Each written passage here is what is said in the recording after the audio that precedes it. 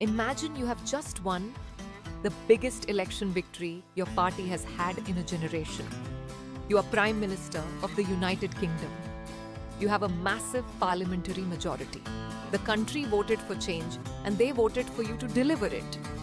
Now imagine that less than 2 years later, 22 months to be precise, 4 of your own ministers have resigned. 83 of your own MPs have publicly called on you to quit. Your health secretary, who sits in your cabinet, is meeting you head to head this morning because he may be about to launch a challenge for your job. Your former deputy, who you once called your right hand, posted on social media on Sunday that what we are doing isn't working and it needs to change, and called it our last chance. And while all of this is happening inside your party, outside, in the country, a hard-right populist party just won 1,454 council seats in England. The most dramatic surge by any party in modern British local election history. This is not a TV drama. This is the United Kingdom today, May 13, 2026. And the man at the center of this storm is Keir Starmer, the Prime Minister of Britain, who is fighting this morning to keep his job, his party, and perhaps his government together. I am Yogita, and I live in the UK. This is She Speaks Anyways. And today, I'm going to explain everything that is happening, clearly, fully, and without the jargon of Westminster that makes British politics feel inaccessible to most people. Because this story matters. Not just for people in the UK, for anyone watching from India or anywhere else in the world who wants to understand what is happening to center-left politics across the Western world and what the rise of the hard right really means. Part 1. The local election disaster. What the numbers say. Visuals. A map of England lighting up. Red Labour seats turning to Reform blue and green. The scale of the losses rendered visually. Council chamber photographs. To understand why Labour is in crisis, you need to start with what happened last week. On May 11, 2026, England held local council elections. Elections for local government, for county councils and mayors across the country. And the results were, for Labour, catastrophic. Labour lost nearly 1,500 council seats across England. Nearly 1,500. That is not a bad night. That is a wipeout. The party that swept to power in July 2024 with one of the biggest parliamentary majorities in modern British history, 412 seats out of 650, has, in less than 2 years, become the party that loses the most council seats of any party in the country. Where did those votes go? Partly to Reform UK, the hard-right party led by Nigel Farage, which gained 1,454 council seats and took control of Essex County Council, the London Borough of Havering, and several other authorities. Partly to the Green Party, which, in a remarkable development, took control of several London boroughs that had been Labour strongholds for decades, including Hackney and Lambeth. These are not traditionally conservative or right-wing areas. These are progressive, urban, young areas. Their swing to the Greens is a signal that Labour is hemorrhaging votes not just to the right, but to the left simultaneously. Plaid Cymru made gains in Wales. The Scottish National Party consolidated in Scotland. Every party, it seemed, gained at Labour's expense. What caused this? The post-election analysis points to several factors that have been building since Labour took office. A weak economy. Britain's GDP growth has lagged behind comparable economies consistently since 2024. The scrapping of the winter fuel payment, which removed heating support from millions of elderly people and was seen as a cruel and unnecessary austerity measure in a country already struggling with the cost of living.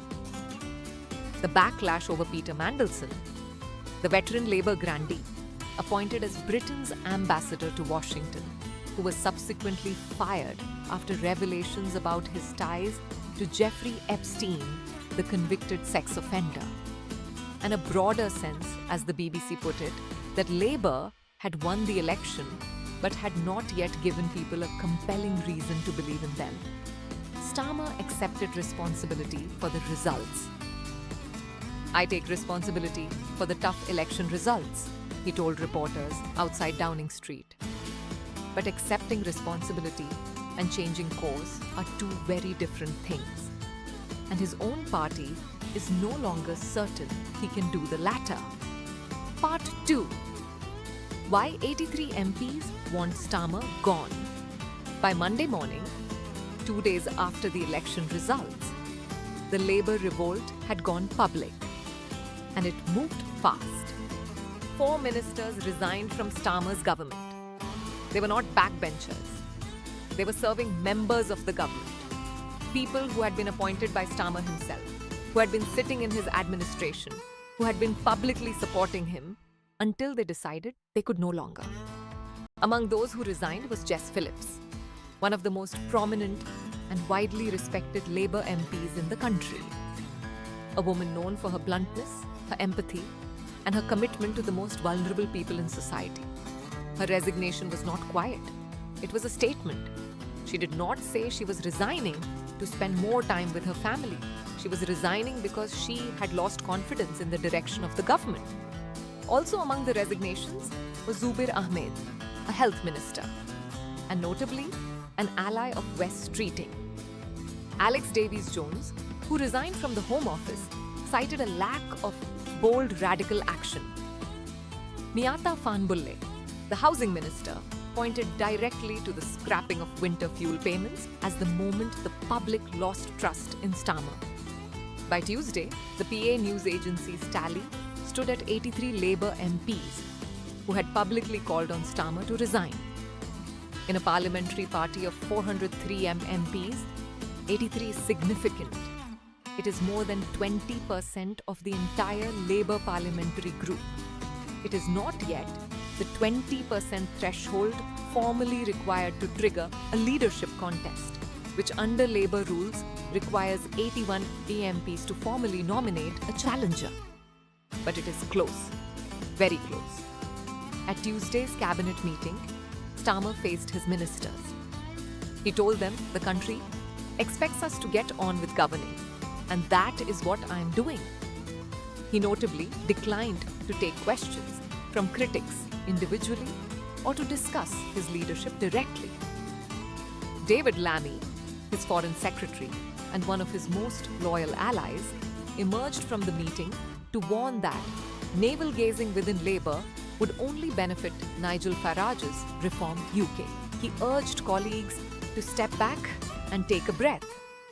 Meanwhile, more than 100 Labour MPs signed a statement, notably not organised by Downing Street, urging colleagues to come together behind the Prime Minister. The statement said it was no time for a leadership contest. Though at least one MP, Rupa Hook, publicly denied signing it, claiming her name had been added without her consent, a detail that added to the sense of chaos surrounding even the pro-Starmer response. Part 3. Who is West Streeting and why does he matter? Of all the names in this crisis, the one you need to understand most is West Streeting. Because West Streeting is the central figure in the drama playing out this morning. West Streeting is 41 years old. He is currently Britain's Health Secretary, the minister responsible for the National Health Service, which is the most politically charged brief in British government. The NHS is the institution that the British public loves most deeply and protects most fiercely. It is also, at the moment, the institution that is most visibly struggling, with waiting lists, with understaffing, with crumbling infrastructure. To be the person charged with fixing the NHS is to be simultaneously one of the most important and most exposed politicians in Britain. Streeting has handled the role with considerable skill and has been widely praised across the political spectrum, including by people who disagree with his politics, as one of the government's most effective communicators. He's direct, he's media friendly. He comes from a working class background in East London and has used that biography effectively to connect with voters. He's seen as representing the moderate, centrist, pro-business wing of the Labour Party. He has also, according to multiple reports, harbored ambitions for the top job for years. He has not hidden it. And this week, those ambitions became the center of the political conversation. On Tuesday, Streeting was notably silent as he left the cabinet meeting. He did not speak to reporters, did not issue statements, did not publicly back or oppose the Prime Minister. In Westminster, silence from a potential rival is louder than any statement. And this morning, he is sitting down with Starmer for a private meeting to discuss, in the Times words, the turbulence gripping the party and how to get out of this mess. According to The Guardian, Streeting has now stepped back from launching an immediate leadership challenge. This is significant. It suggests he either does not have the numbers yet or he's calculating that the timing is wrong. A failed leadership bid would damage him badly. Streeting is playing a longer game. And that may be exactly what Starmer is counting on. But there is one thing hanging over Streeting that complicates his path. His close friendship with Peter Mandelson, the Labour veteran who was fired as ambassador to Washington over his Epstein connections. Streeting's association with Mandelson has damaged him in the eyes of some Labour colleagues. He will need to manage that carefully if he's to present himself as the clean break candidate the party may be looking for. Part 4. Who is Andy Burnham, the most popular politician in Britain? While the drama of Streeting and Starmer plays out in Westminster, there is a third figure in this story who is watching from Manchester. And according to almost every opinion poll in Britain, he's the most popular politician in the country. Andy Burnham is the mayor of Greater Manchester.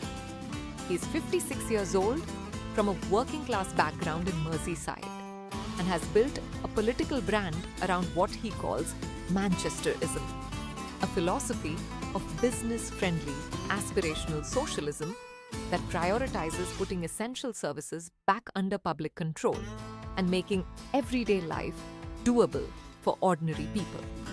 As Mayor of Manchester, Burnham has delivered. He has expanded public transport, fought for Greater Manchester's interests loudly and effectively, and built a reputation for getting things done rather than just talking about getting things done.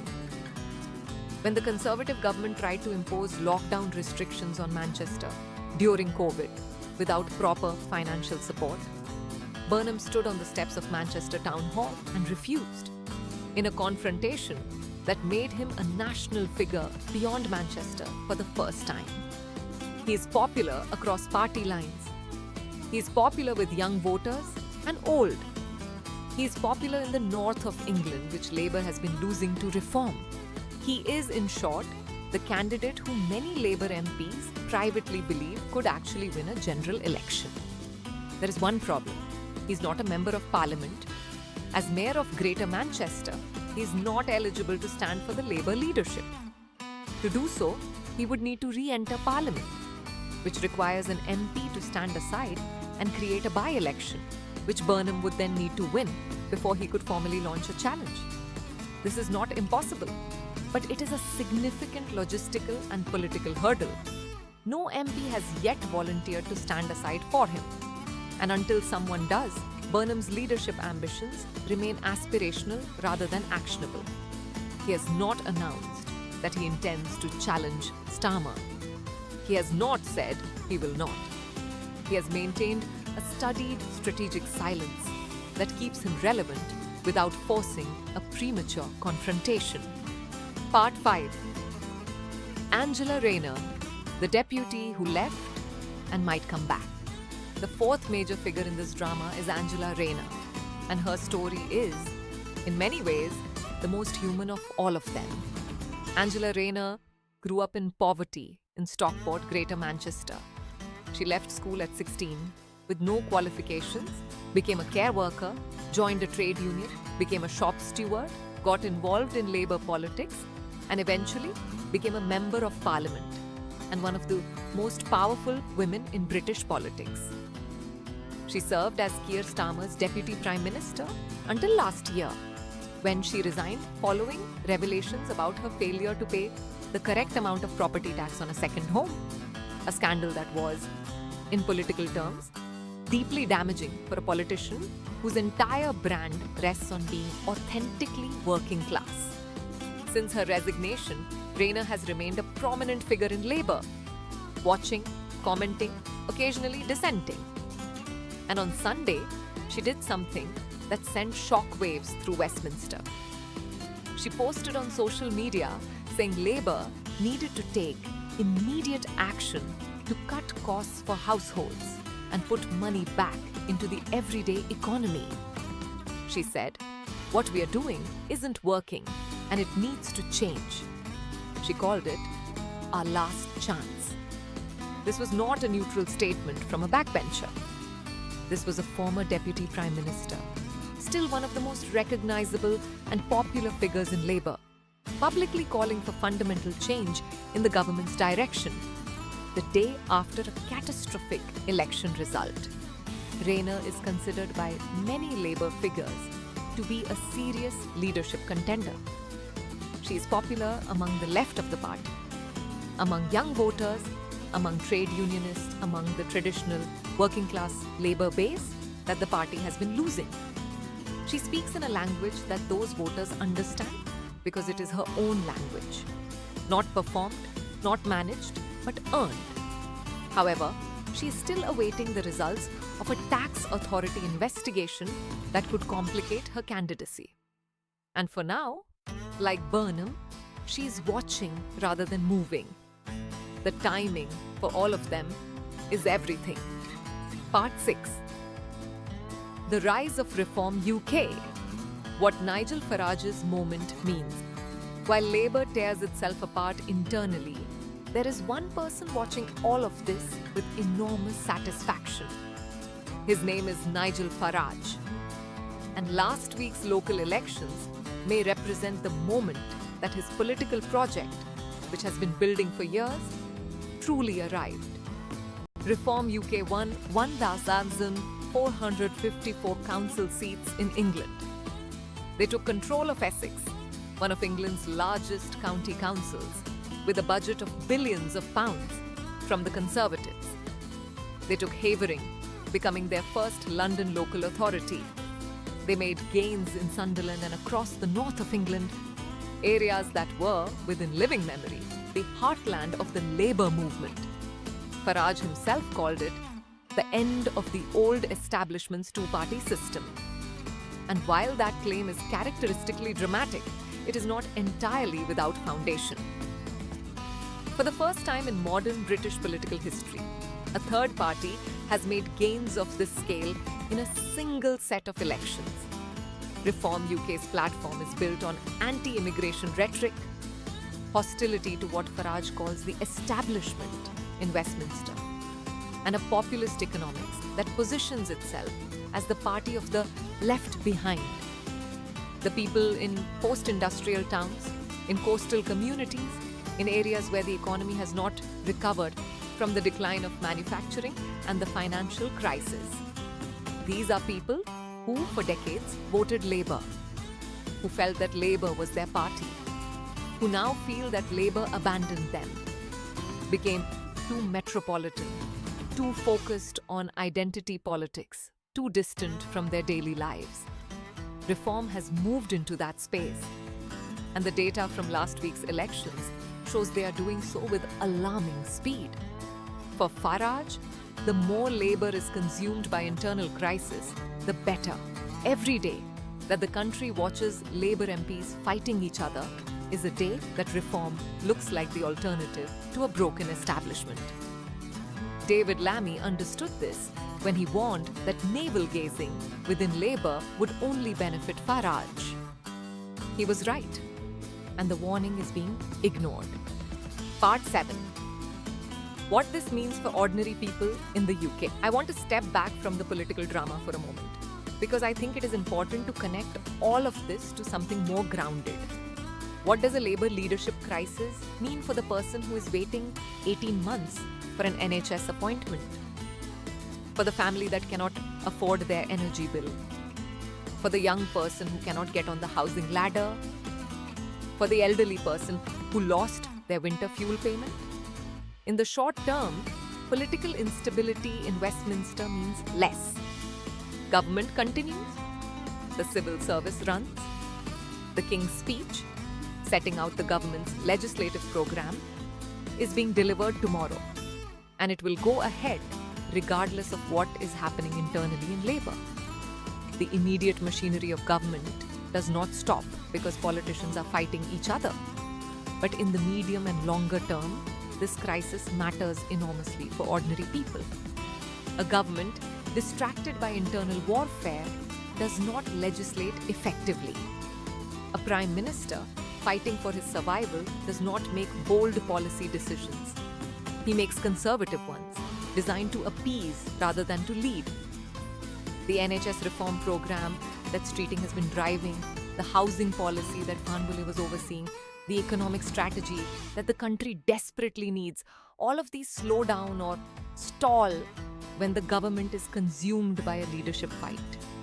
And if Starmer does go, if the pressure builds to the point where he cannot continue, the process of selecting a new leader takes months. Months during which the government has no mandate for major change. Months that Reform UK will use to consolidate its gains.